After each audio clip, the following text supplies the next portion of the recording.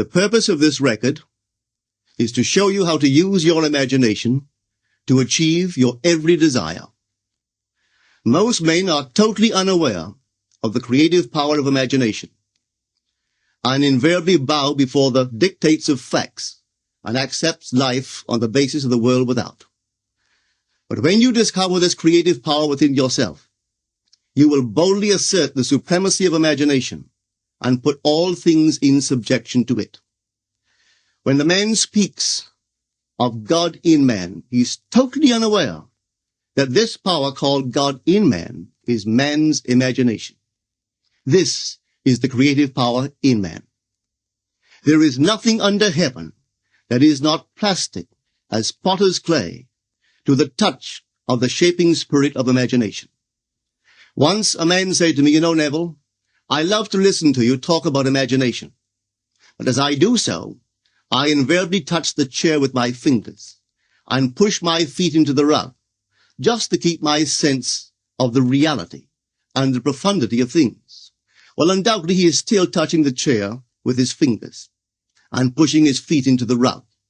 But now let me tell you another one who didn't touch with her fingers and didn't push that foot of hers onto the board of the streetcar.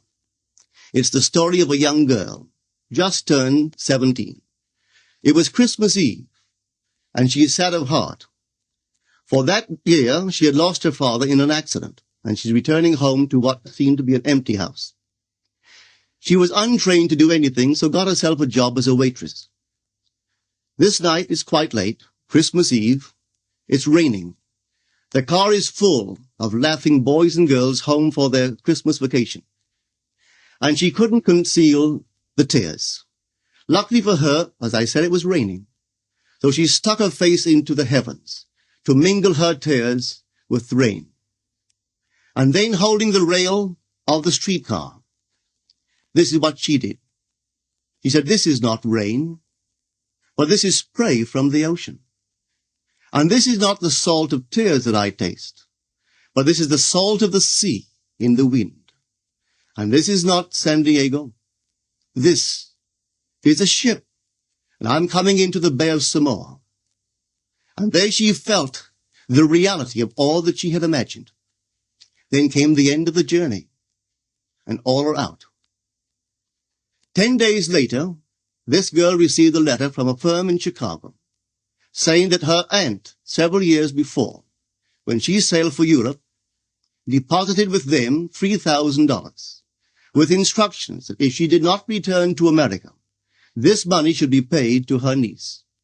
They had just received information of the aunt's death, and were now acting upon her instructions. 1 month later, this girl sailed for Samoa. As she came into the bay, it was late that night, and there was salt of the sea in the wind. It wasn't raining, but there was spray in the air, and she actually felt what she felt 1 month before, only this time she had realized her objective. Now this whole record is technique. I want to show you today how to put your wonderful imagination right into the feeling of your wish fulfilled, and let it remain there and fall asleep in that state.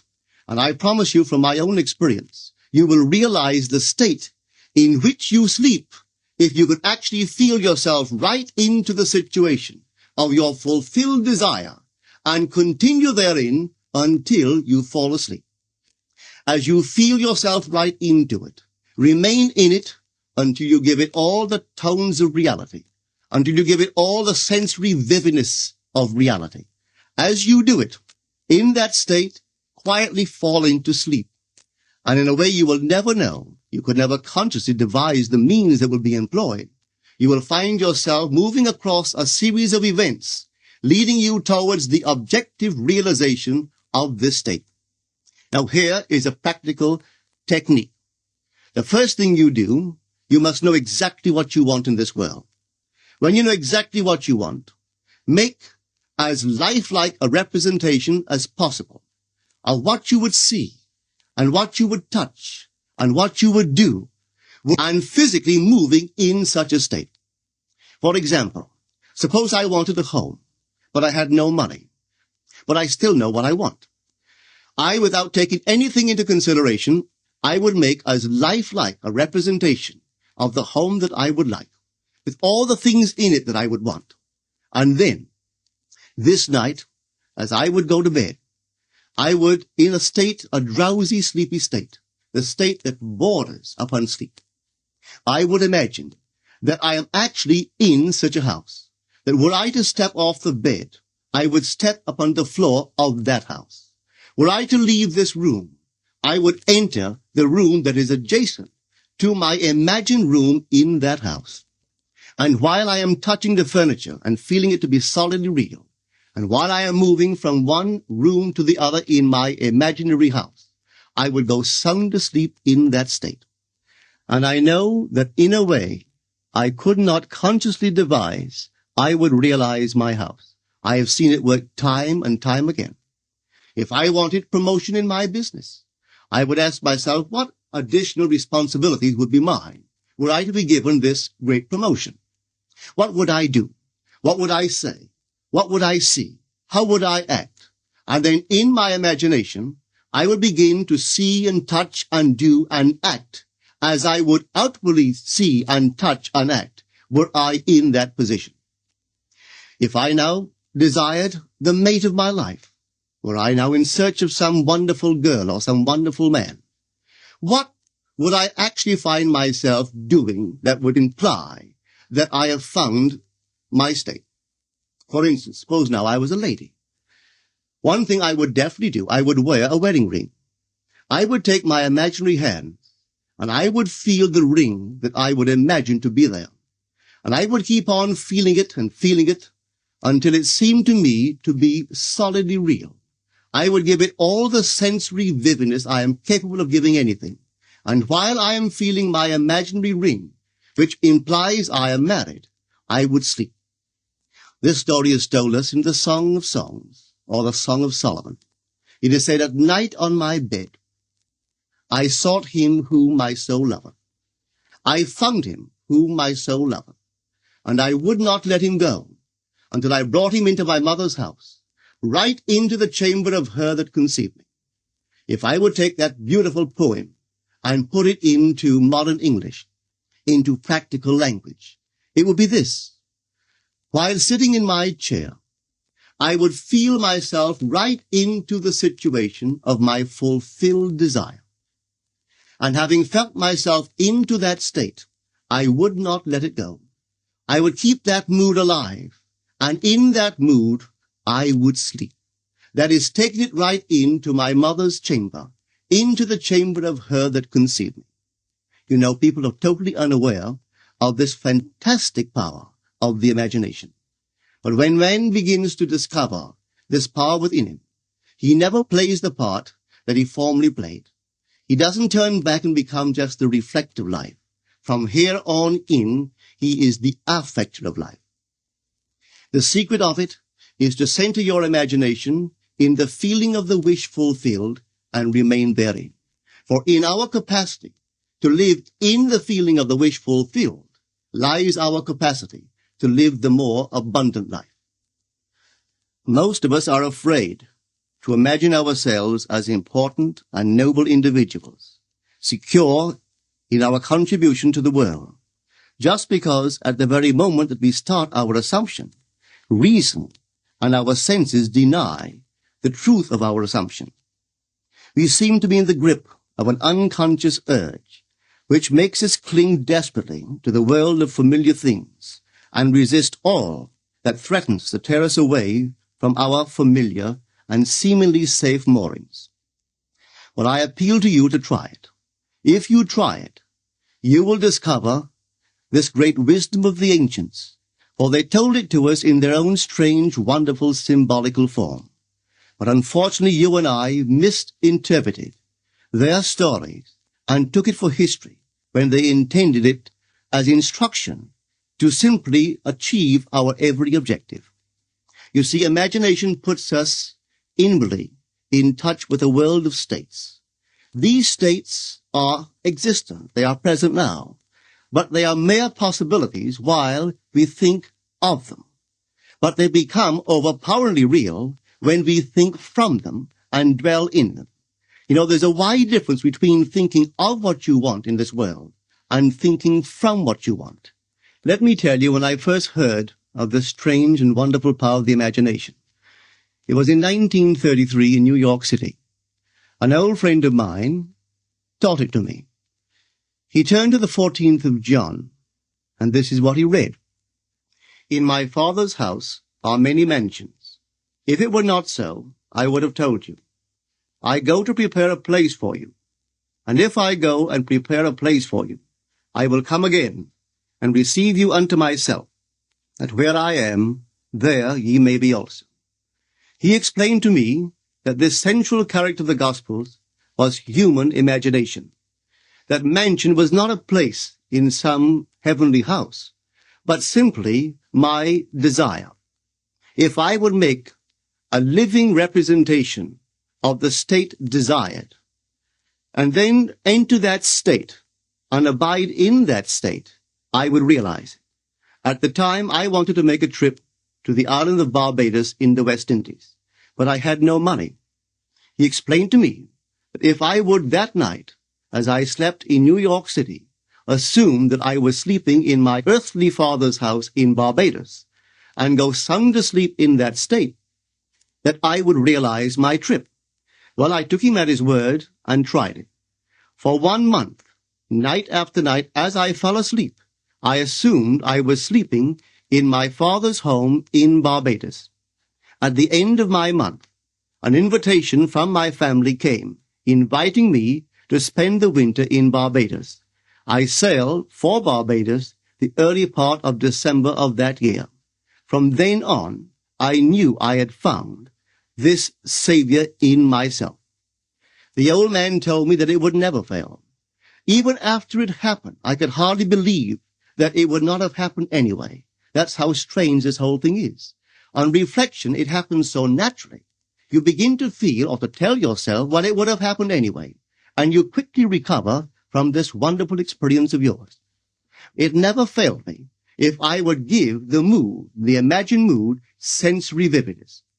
I could tell you unnumbered case histories to show you how it works. But in essence, it's simple. You simply know what you want. When you know what you want, you're thinking of it. That is not enough. You must now begin to think from it. Well, how could I think from it? I am sitting here, and I desire to be elsewhere. How could I, while sitting here physically, put myself in imagination at a point in space removed from this room and make that real to me? Quite easily. My imagination puts me in touch inwardly with that state. I imagine that I am actually where I desire to be. Now, can I tell that I am there? There is only one way to prove that I am there. For what a man sees when he describes his world is as he describes it relative to himself. So what the world looks like depends entirely upon where I stand when I make my observation. So if, as I describe my world, it is related to that point in space I imagine that I am occupying, then I must be there. I am not there physically, no, but I am there in my imagination. And my imagination is my real self. And where I go in imagination and make it real, there I shall go in the flesh also. When in that state I fall asleep, it is done. I have never seen it fail. So this is the simple technique on how to use your imagination to realize your every objective. Here is a very healthy and productive exercise for the imagination. Something that you should do daily. Daily relive the day as you wish you had lived it, revising the scenes to make them conform to your ideals. For instance, suppose the day's mail brought disappointing news. Revise the letter. Mentally rewrite it and make it conform to the news you wish you had received. Or suppose you didn't get the letter you wish you had received. Write yourself the letter and imagine that you received such a letter. Let me tell you a story that took place in New York not very long ago. In my audience sat this lady who had heard me numberless times. And I was telling the story of revision. that man, not knowing the power of imagination, he goes to sleep at the end of his day, tired and exhausted, accepting as final all the events of the day. And I was trying to show that man should, at that moment, before he sleeps, he should rewrite the entire day and make it conform to the day he wished he had experienced. Here is the way a lady wisely used this law of revision.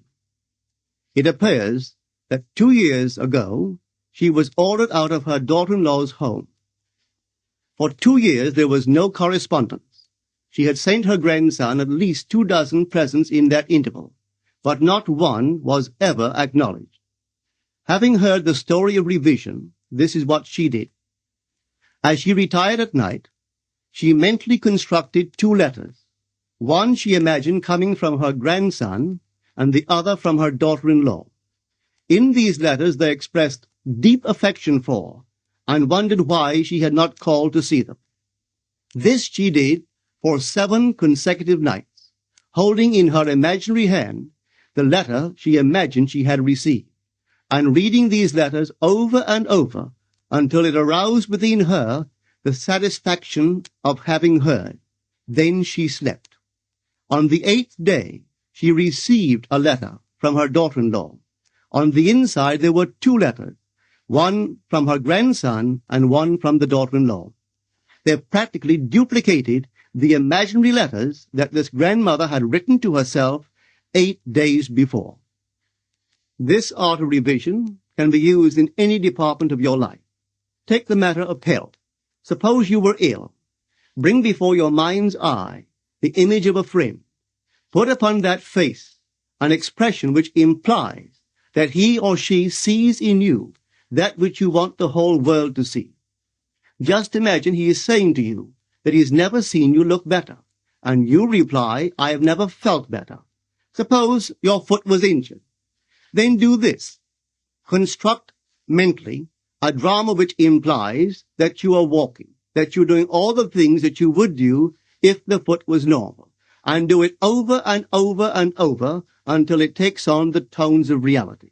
Whenever you do in your imagination that which you would like to do in the outer world, that you will do in the outer world. The one requisite is to arouse your attention in a way and to such intensity that you become wholly absorbed in the revised action. You will experience an expansion and refinement of the senses by this imaginative exercise, and eventually achieve vision in the inner world. The abundant life promised us is ours to enjoy now, but not until we have the sense of the Creator as our imagination can we experience it. Persistent imagination, centered in the feeling of the wish fulfilled, is the secret of all successful operations. This alone is the means of fulfilling the intention. Every stage of man's progress is made by the conscious, voluntary exercise of the imagination. Then you will understand why all poets have stressed the importance of controlled, vivid imagination. Listen to this one by the great William Blake. In your own bosom you bear your heaven and earth, and all you behold, though it appears without, it is within, in your imagination, of which this world of mortality is but a shadow. Try it, and you too will prove that your imagination is the Creator.